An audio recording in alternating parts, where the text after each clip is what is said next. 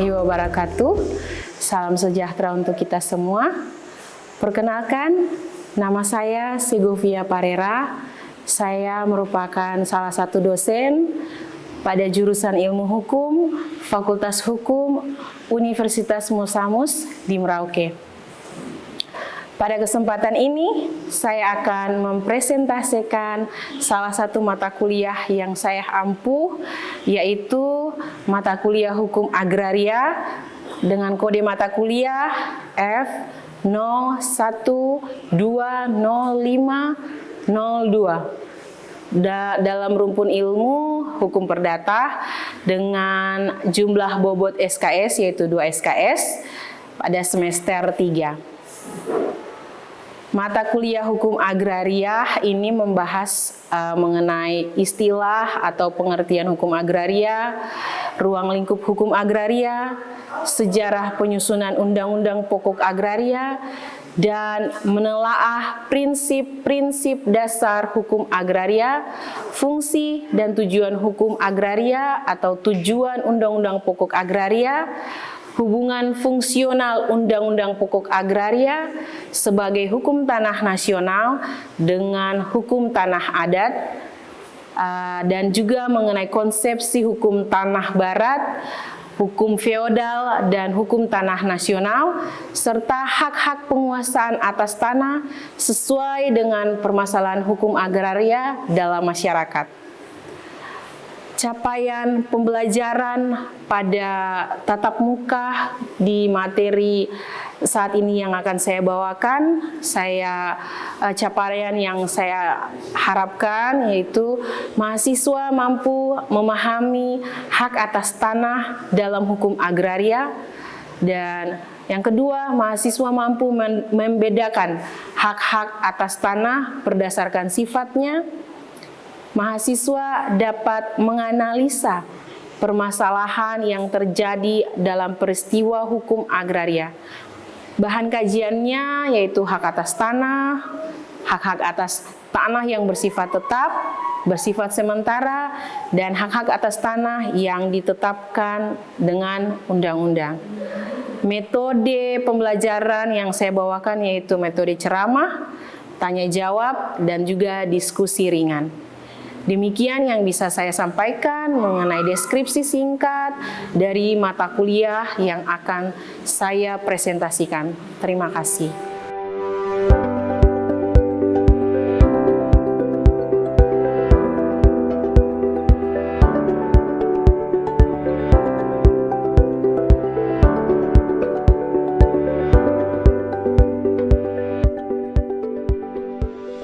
Selamat pagi untuk kita semua.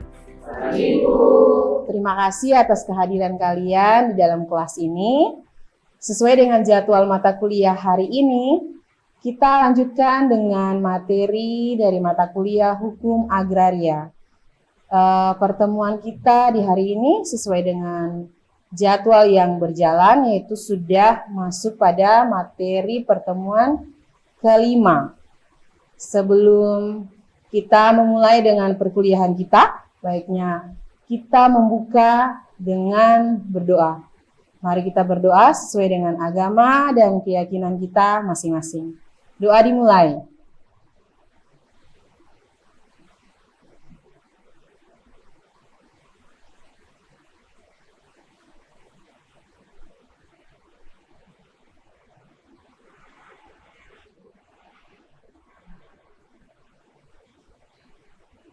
Doa selesai. Kalian semua dalam keadaan sehat di hari ini? Luar biasa. Berarti kalau dalam keadaan sehat, pasti semuanya dalam keadaan semangat. Ya pasti. Oke.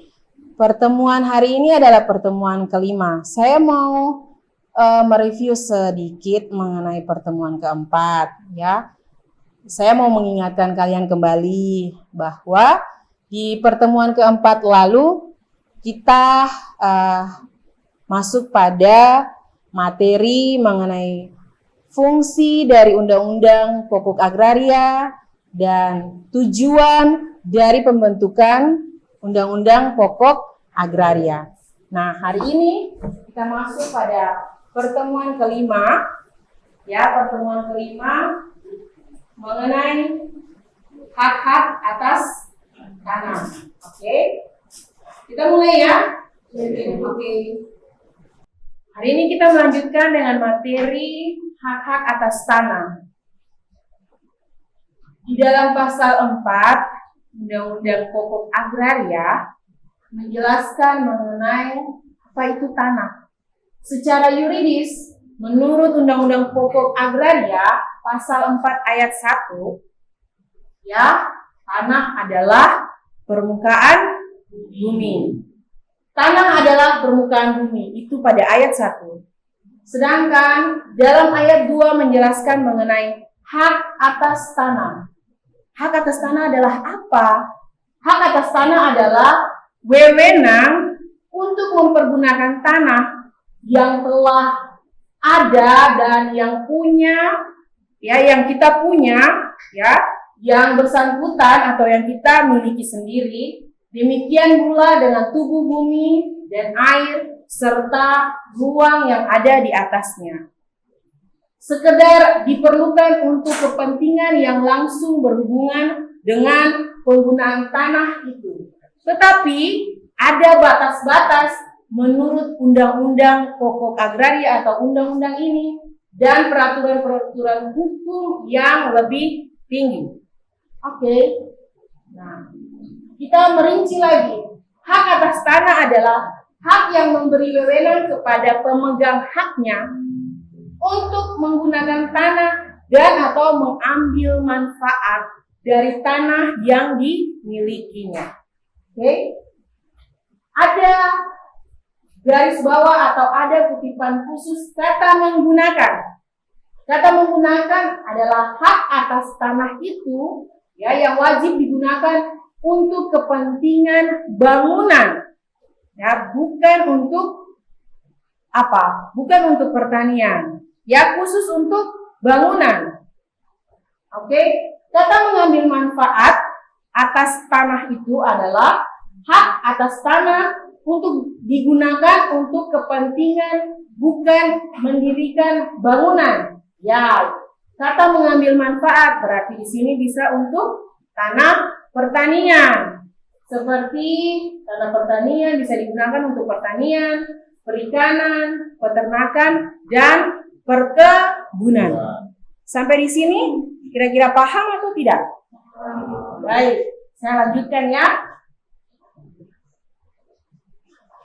Dasar pemberian hak atas tanah atau dasar hukumnya ada di dalam pasal 4 seperti yang tadi di awal sudah saya jelaskan untuk kalian, hak-hak atas tanah ada di dalam pasal 4 Undang-Undang Pokok Agraria. Oke? Dasar hukum dalam pasal 4 mengenai pemberian hak atas tanah sudah jelas atas dasar hak menguasai dari negara yang dimaksud pada pasal 2 ditentukan adanya macam-macam hak atas permukaan bumi yang disebut tanah yang tadi sudah disebutkan di awal. Nah, yang dapat diberikan kepada dan dipunyai oleh orang-orang baik secara sendiri maupun secara bersama-sama dengan orang lain serta badan-badan hukum. Kalian bisa lihat di dalam pasal 4. Undang-Undang Pokok Agraria ini wajib kalian miliki wajib kalian baca untuk kalian bisa memahami lebih dalam lagi mengenai mata kuliah hukum agraria. Karena mata kuliah hukum agraria ini adalah pengantar untuk mata kuliah lanjutan yang nanti jika kalian mengambil di semester atas teman-teman. Oke. Hak atas tanah berdasarkan sifatnya.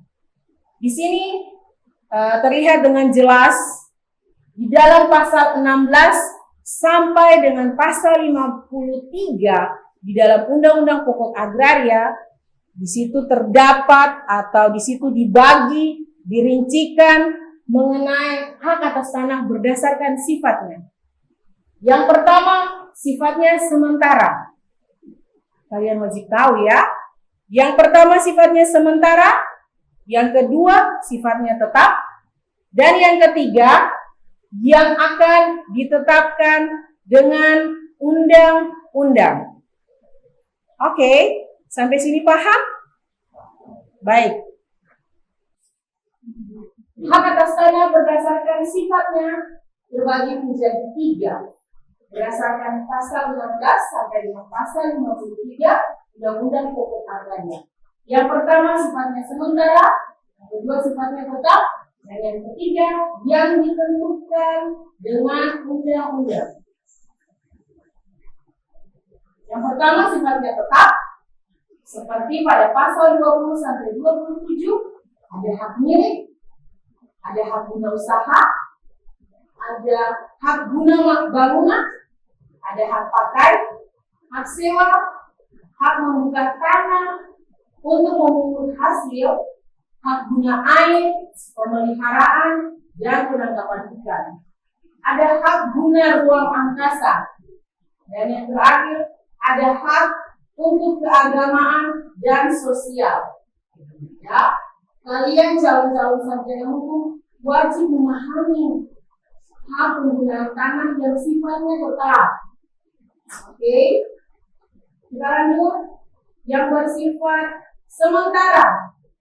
Yang bersifat sementara ada hak gadai, hak usaha bagi hasil, hak menumpang, hak sewa atas tanah pertanian. Jadi kalian yang telat nanti mau menjadi pengusaha, ya kembali lagi mau menjadi petani, tidak menutup kemungkinan untuk hal ini ya. Kalian bisa sewa tanahnya orang, bisa sewa tanahnya keluarga yang mungkin adalah seorang petani, bisa gunakan atau bisa sewa tanahnya untuk melanjutkan pertanian. Ya, tidak bisa sewa tanahnya, sudah tanah pertanian yang lebih awal kalian sewa untuk membangun bangunan, itu sudah tidak bisa. Ya, konteksnya adalah kalau misalnya sewa tanah untuk tanah pertanian, wajib bertani di situ. Oke? Semuanya diatur oleh undang-undang. Ya, yang ketiga yang punya sifat yang ketiga yaitu yang akan ditetapkan dengan undang-undang. Di sini dibunyikan seperti apa? Hak atas tanah ini akan diatur kemudian di dalam undang-undang. Misalnya hak pengelolaan, ya itu diatur dalam Peraturan Pemerintah Nomor 18 Tahun 2021 tentang hak tanggungan. Ya, kalau kalian mau menggunakan tanah untuk pengelolaan, wajib ada hak tanggungan. Kalian nanti dihitung ya berdasarkan wajib pajak, jadi kalian wajib itu punya NPWP. Dalam NPWP itu nanti diatur mengenai hak tanggungan. Nah, ada di dalam penjelasan pasal 16 Undang-Undang Pokok Agraria atau yang disingkat UPA. Ya, berhubung dengan keadaan masyarakat sekarang ini belum dapat dihapuskan, diberi sifat sementara dan akan diatur ayat 1 huruf H. JO-nya apa? Ada yang bisa dijelaskan? Junto atau tambahan. Ya, tambahan di dalam pasal 53. Kalian wajib juga mengetahui pasal 16 Undang-Undang Pokok Agraria. Pasal 16 Undang-Undang Pokok Agraria itu apa bunyinya adalah tanah itu bersifat atau mempunyai fungsi sosial.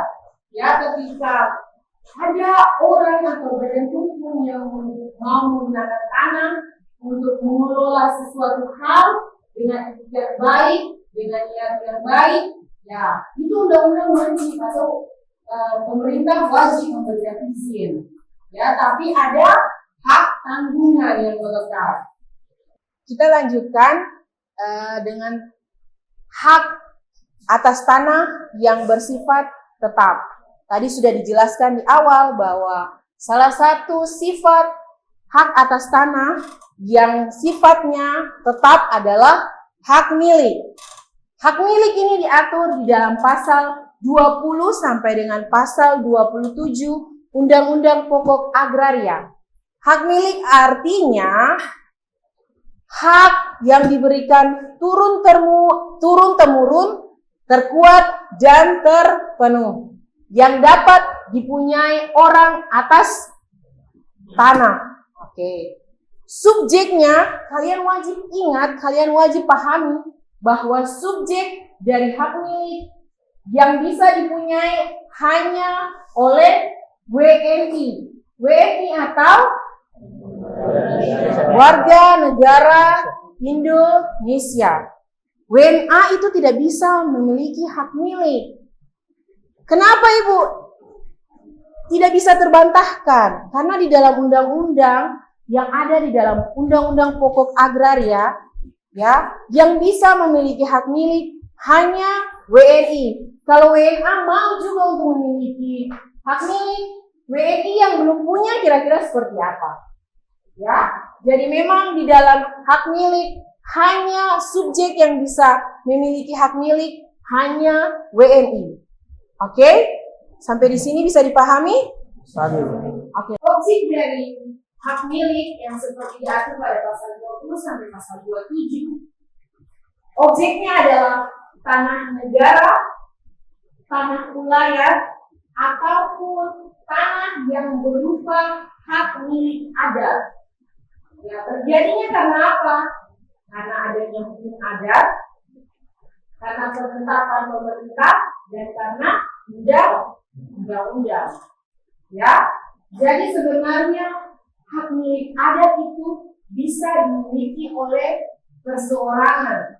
Ya, bisa dimiliki oleh perseorangan dengan mengikuti ketentuan-ketentuan yang ada di dalam masyarakat hukum adat setempat.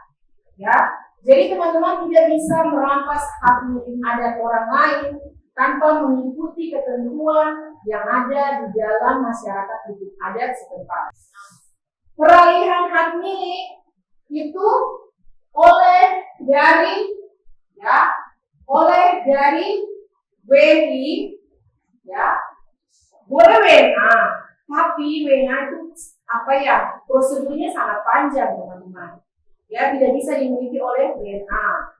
Jadi peralihan hak milik itu berdasarkan pewarisan tanpa wasiat dan pencampuran harta perkawinan dengan syarat dalam 1 tahun harus segera dialihkan.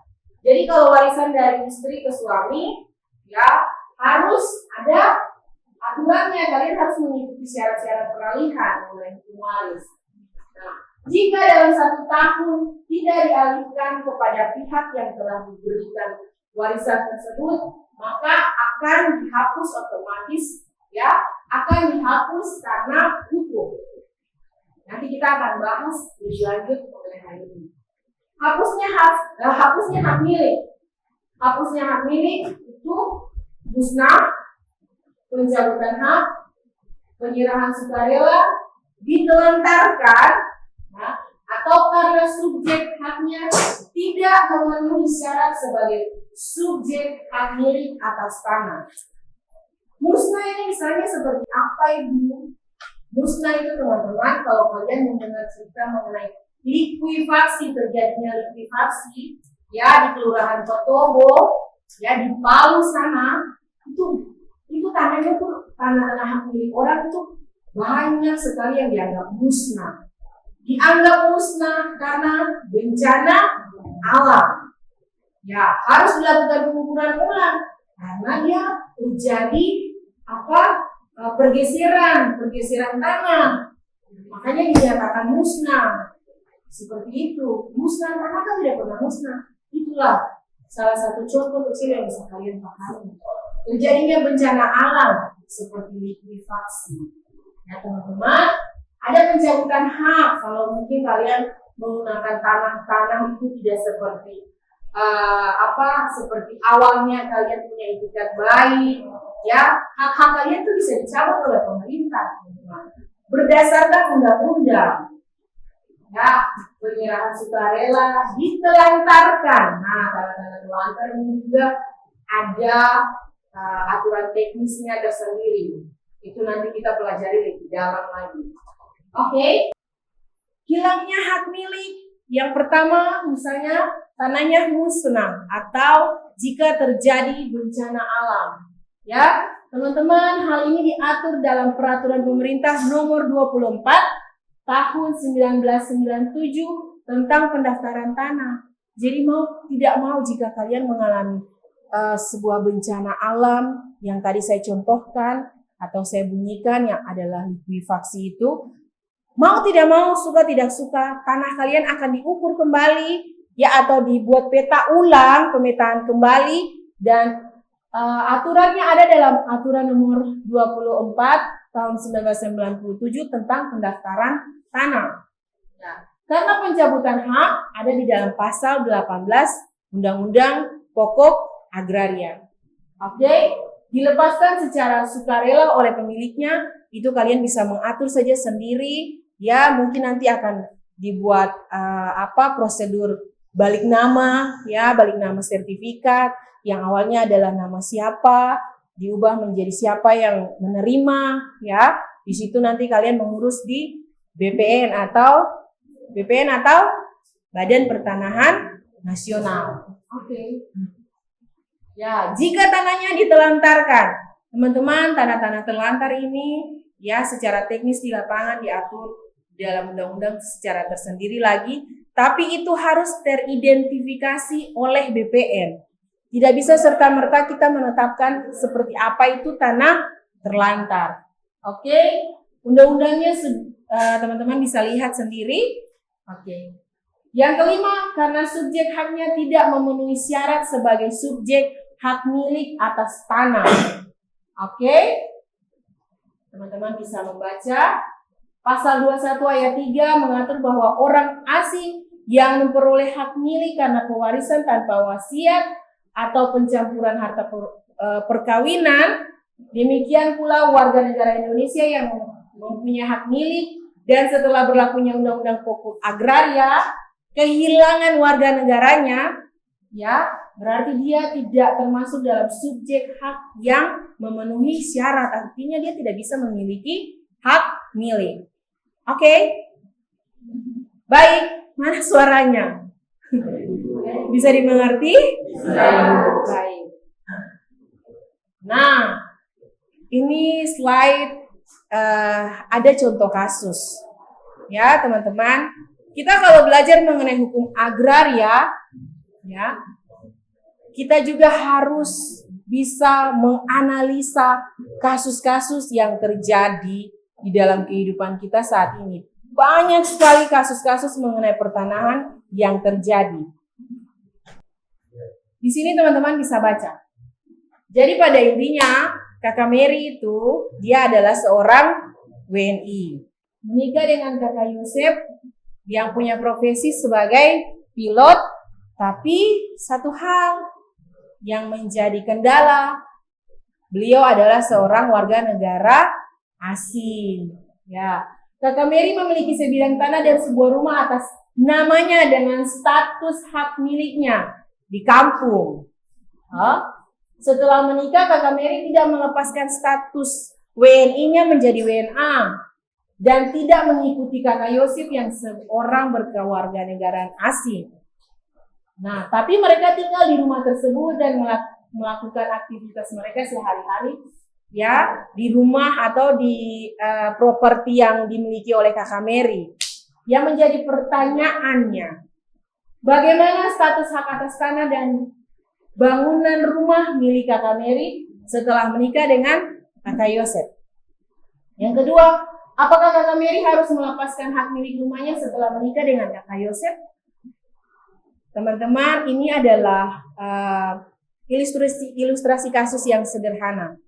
Setelah tadi kita belajar, ya, setelah tadi kita dapatkan materi di awal, otomatis, ya, status hak atas tanah dan rumah atau bangunan yang dimiliki Kakak Mary setelah menikah dengan Kakak Yosep itu tidak akan lepas kemana-mana, tetap dimiliki oleh Kakak Mary. Karena apa? Dia tidak mengikuti ya suaminya yang seorang berkewarganegaraan asing. Kalau dia mengikuti kewarganegaraan atau pindah warga negara seperti suaminya, otomatis properti, bangunan, rumah, tanah, ya, atas miliknya harus dilepaskan. Kenapa demikian? Sudah diatur di dalam undang-undang. WNA tidak bisa memiliki hak milik, ya, di atas atau di seluruh, ya, di seluruh pulau yang ada di NKRI ini tidak bisa dimiliki oleh WNA. Ya, apakah Kakak Mary harus melepaskan hak milik rumahnya setelah menikah dengan Kakak Yosef? Kalau mereka mempertahankan kewarganegaraan masing-masing, otomatis kan dia tidak harus lepas. Dia bisa tetap tinggal di dalam rumah itu, melakukan aktivitas di atas tanahnya. Ya, mungkin yang awalnya tanahnya kosong dia bisa kelola buka lahan untuk tanam sayur kah, ya kan, tanam obat-obat. Mungkin dia bisa memelihara ikan, bisa di atas tanah tersebut selama dia tidak melepaskan, ya, status kewarganegaraannya. Teman-teman, ini ilustrasi yang sangat sederhana untuk mengantarkan kita, ya, untuk mengantarkan kita, saya dan teman-teman untuk lebih jeli melihat kasus-kasus yang ada di luar sana mengenai hak-hak atas tanah. Jawabannya berdasarkan Undang-Undang Nomor 1 Tahun 1974 tentang perkawinan pasal 35 disebutkan harta bawaan dan harta bersama. Jadi kalau misalnya harta bawaannya Kakak Mary adalah tanah dan properti atau rumah tadi, ya bisa dikelola oleh Kakak Mary dan bisa bersama-sama. Oke, Undang-Undang Nomor 5 Tahun 1960 tentang peraturan dasar pokok-pokok agraria, ya ada beberapa hak atas tanah yang tidak dapat dipunyai oleh WNA. Salah satunya adalah hak milik. Oke, teman-teman. Kalian pasti, ya, ada di ruangan ini untuk mencapai sebuah tujuan kalian. Tujuan kalian untuk apa, teman-teman? Mencapai garis akhir, mendapat toga, ya, bisa membanggakan orang tua, otomatis wisuda, dan menyandang gelar sarjana hukum. Saya berharap ketika teman-teman nanti dalam tahapan untuk mengikuti perkuliahan di Fakultas Hukum ini, tetap semangat, ya, tetap dengan tujuan kalian untuk saat masuk di Fakultas Hukum, ya, tetap dengan niat yang baik, tetap saling mendukung antar kalian semua, karena kami dosen ada di sini juga untuk tetap mendukung perkuliahan kalian. Oke? A picture is a word, 1,000 words. Satu gambar ini mempunyai 1000 arti untuk kalian, teman-teman. Sebagai calon sarjana hukum, sebagai mahasiswa yang ada di Fakultas Hukum, ya, sebagai calon sarjana hukum yang berkompeten, yang mampu berkompetensi dengan teman-teman yang ada di luar sana, khususnya untuk kita yang berada di Merauke atau Papua Selatan ini, kalian harus berani, ya, mengambil risiko segala tantangan itu, ya, tetap berani untuk berkompetensi. Jangan mau kalah, tetap kita dengan semangat yang sama saat kita masuk. Oke, terima kasih untuk kita semua yang hari ini telah mengikuti perkuliahan atau pertemuan kelima materinya mengenai hak-hak atas tanah. Saya berharap bahwa materi ini bisa mengantarkan teman-teman untuk mencapai tahapan dalam perkuliahan ini. Oke, tetap semangat. Sampai kita bertemu lagi di pertemuan ke-6. Teman-teman, saya berharap bahwa teman-teman tetap mengikuti perkuliahan ini sesuai dengan jadwalnya. Sesuai dengan jadwalnya, karena seperti kita ketahui, di dalam pertemuan 6-7 itu adalah pertemuan terakhir untuk mempersiapkan ujian tengah semester. Oke, sampai di sini waktu kita. Nanti kita lanjutkan lagi di pertemuan berikutnya. Oke, terima kasih untuk kita semua.